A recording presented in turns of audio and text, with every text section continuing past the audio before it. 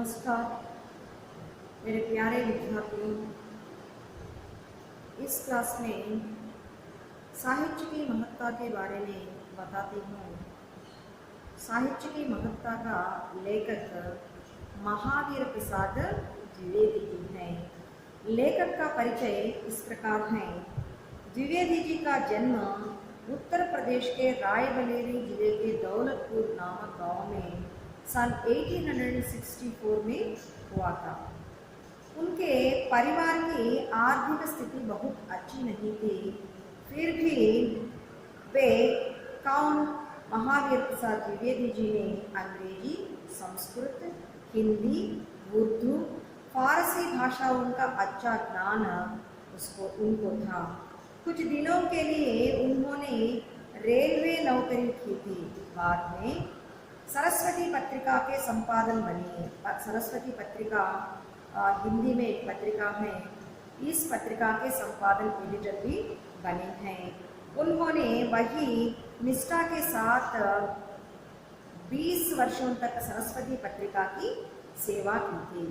20 years तक सरस्वती पत्रिका की सेवा की थी महावीर प्रसाद द्विवेदी जी ने। उनके लगभग 7 निबंध संग्रह प्रकाशित हुए हैं। ऐसे महान निबंधकार की मृत्यु सन 1938 में हुआ। ये है महावीर प्रसाद द्विवेदी जी का परिचय है, अबाउट द राइटर है, और लेखक का परिचय इसी प्रकार होते हैं। आइए सारांश क्या है। साहित्य की महत्ता महावीर प्रसाद द्विवेदी जी से लिखे गए एक निबंध है ना, इस निबंध का सारांश इस प्रकार है। सुनिए कैसा। साहित्य विवेक मूलतः जीवन विवेक है। साहित्य विवेक मूलतः जीवन विवेक है। साहित्य का अर्थ है लिटरेचर, साहित्य। साहित्य मूलतः विवेक मूलतः जीवन विवेक होता है। साहित्य विवेकपूर्ण होते हैं तो जीवन भी विवेकपूर्ण होता है। विवेकपूर्ण साहित्य से जीवन भी विवेकपूर्ण से रहते हैं।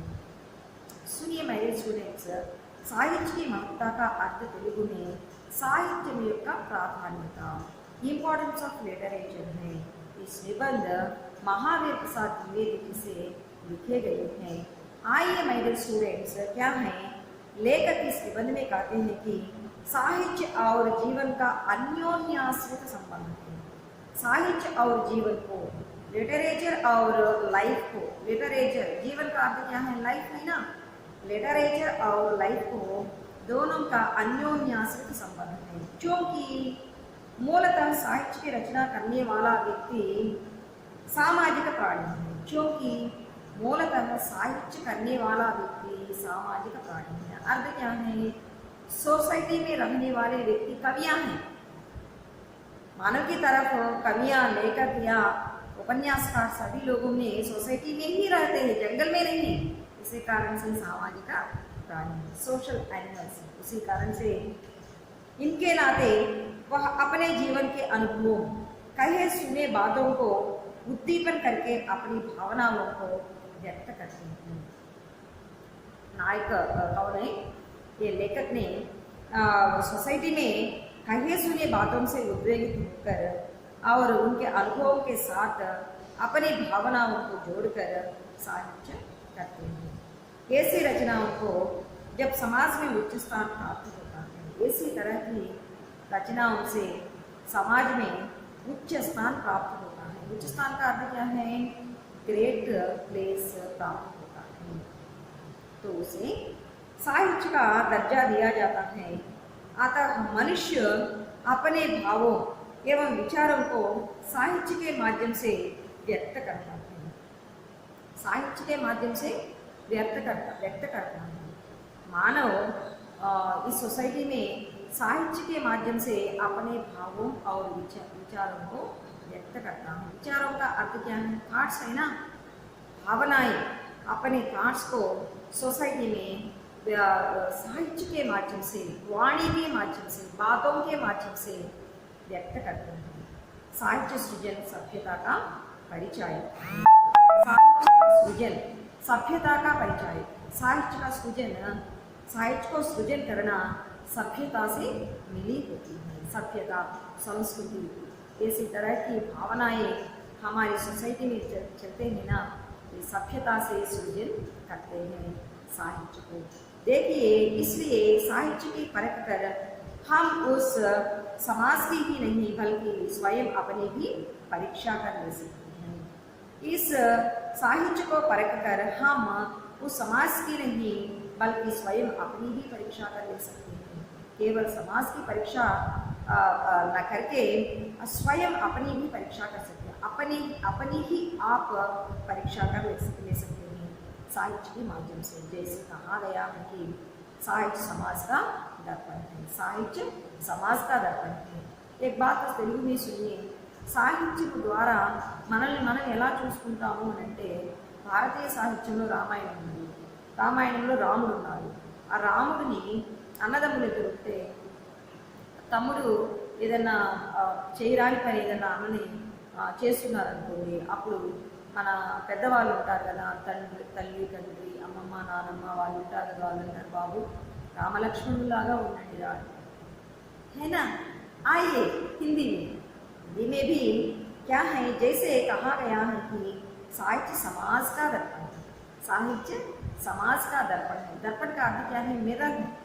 साहित्य समाज का दर्पण है। दर्पण का अर्थ मिरर है। साहित्य समाज को मिरर की जैसी है। साहित्य समाज को मिरर की जैसी है। सुनिए, उसी प्रकार मनुष्य भी आईने के सामने खड़े हो जाते हैं तो वह स्वयं अपनी परिचय देता है। एक व्यक्ति आईने के सामने, आईना का अर्थ क्या है? मिरर है ना। आईना के सामने खड़े हो जाते तो वह स्वयं अपनी ही परिचय देते हैं, अपनी ही छाया देते हैं, दूसरों की छाया नहीं, अपनी ही छाया देते हैं। और जैसे मनुष्य वैसे समाज और उसी के तदनुरूप साहित्य लेखन वहाँ लेखन का कहना है। उसी तरह साहित्य समाज का दर्पण भी बन जाता है और समाज का उद्धार करता है। साहित्य से समाज उद्धार करना है तो सबसे पहले मनुष्य के विचारों तथा दृष्टिकोणों में विकास करता है। तदनुरूप साहित्य से मनुष्य के पहले मनुष्य के विचारों तथा दृष्टिकोणों में विकास होता है और उनकी डेवलपमेंट और दृष्टिकोण में भी विकास बदलती है और बनता है। समझ अधिक है ना। विकास बदलती है और बनता है। और एक बात क्या है, साहित्य को सृजन करने के लिए दो मार्ग होता है। क्या है? साहित्य पठन तथा और साहित्य निर्माण। साहित्य पठन का अर्थ क्या है? साहित्य पढ़ने वाले लोगों एक ही तरफ होता है और निर्माण करने वाले लोग दूसरी तरफ होता है।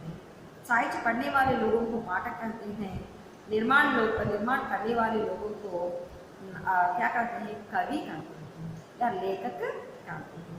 ये दोनों की तरफ साहित्य से हमें सेवा करते हैं सोसाइटी में। और महावीर प्रसाद द्विवेदी जी ने और एक बात बताते हैं। बात क्या है? सुनिए, समाज का प्रतिनिधि बनकर समाज का चित्र बनाया करता है। साहित्य समाज का प्रतिनिधि बनकर समाज का चित्र बनाया जाता है। और एक साहित्य से समाज में चित्र बनता है और वही समाज प्रतिष्ठित कहलाता है कि जिसका साहित्य भरपूर हो और अन्यथा समाज नहीं कहा जा सकता। साहित्य से बिना समाज नहीं कह सकता है। साहित्य और समाज को अन्योन्याश्रित संबंध है।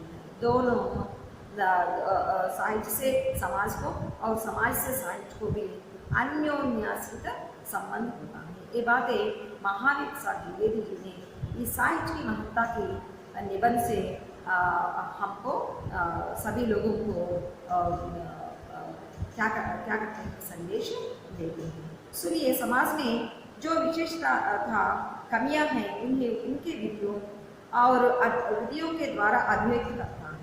समाज में साहित्य की विधियां भी हैं। समाज में साहित्य की विधियां भी हैं। ये विधियां क्या है? विधियां भी हैं, विधियां भी हैं। अर्थ क्या है? तेलुगु में सुनिए, సాహిత్యానికి సమాజంలో కొన్ని విధులు కూడా ఉన్నాయి అని చెప్పారు. అంటే సమాజము దేశం అంటే మట్టి కాదో దేశం అంటే మనుషులు ఏం చెప్పారు కవి గారు. అంటే సమాజము ఒక రా మెటీరియల్ కాదు, మనుషులతో కూడుకున్న సమాజంలో సాహిత్యానికి కొన్ని విధులు ఉన్నాయంట. అంటే ఏంటంటే ఇందాక నేను రామాయణం గురించి చెప్పాను కదా, ఫర్ ఎగ్జాంపుల్ భారతం తీసుకున్నాను. కృష్ణ భగవానుడు ఉన్నారు. భగవానుడు అక్కడ లీడర్షిప్ క్వాలిటీస్ని ఎలా చూపించారు, ఏమేం చేయాలి కురు పాండవుల యుద్ధమప్పుడు అని చెప్పేసి మనకి చెప్పారు. కొన్ని విధులు సాహిత్యం ద్వారా మనకి లభిస్తాయి అన్నమాట. అంటే వాటి ద్వారా మనము నేర్చుకోవాలి, అవి ఇంప్లిమెంట్ చేసుకోవాలి. అంటే భారతీయ ప్రాచీన సాహిత్యాలు కొన్ని ఉన్నాయన్నమాట. ఆ సాహిత్యాన్ని మనము చూసుకోవాలి ఇక్కడ చెప్పారన్నమాట. सुनिए हिंदी में क्या है, उसे साहित्य का पठन करना चाहिए। उनके साहित्य की रचनाओं को पढ़ने से व्यक्ति अपनी प्राचीन काल की संस्कृति और सभ्यता की जानकारी प्राप्त करता है। क्या है, प्राचीन साहित्य से मनुष्य समाज में जानकारी प्राप्त करता है। कुछ विषयों प्राचीन साहित्य से पढ़ने के बाद वे जरूर प्रैक्टिस करते हैं और इम्प्लीमेंट करते हैं उनके जीवन से। ऐसे अच्छी बात है। सुनिए क्या हुआ, उसे आने वाली पीढ़ियों तक प्रयास करता है और आने वाली पीढ़ियों को भी छोड़ देने को ये हमारे साहित्य, भारतीय साहित्य हमको सहयोग दे, सहारा दे, है ना। ठीक है ना।